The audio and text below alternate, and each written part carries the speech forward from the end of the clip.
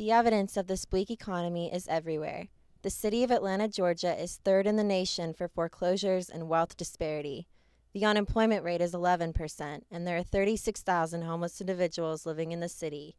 These facts provide the motivation for one former homeless college student and the basis of what she's doing to provide equality for members of the Atlanta community.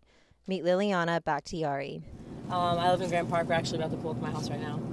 I was just saying I have a pretty nice house for a college student.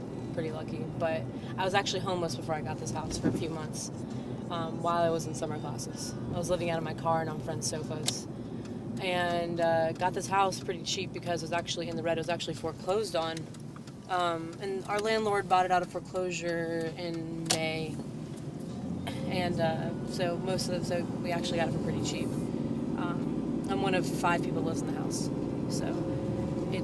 But we're about to pull up to it right now, and it's really close to school, so I like it. And this area actually used to be really, really bad, but banks have been buying up the homes. Like, all of these houses were foreclosed on, but banks bought up most of the houses, and they have been selling them back for pretty cheap. Like, yesterday was the National Day of Foreclosure. Although she's a double major in anthropology and journalism, Liliana does more than just go to class. So I have like a full course load. I also, not so much anymore, but I was on the board for Amnesty International, and that took a lot of work. Do a lot of volunteer work and things like that.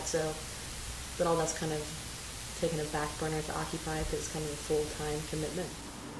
Liliana took us from her home to Woodruff Park, the base of operations for Occupy Atlanta. Can you tell me about your background and what led you to this movement? Well, I grew up in Georgia. I was born and raised here, in DeKalb actually.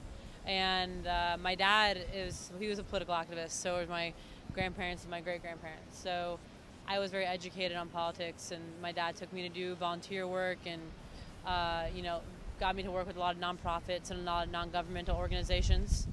Liliana wants people to know that there's more to the movement than what they see on television and in the mass media. To put it quite simply, we're fighting for change, for awareness of the issues, to change things. People don't know anything. They aren't aware of, many people aren't aware of what Occupy is what it stands for.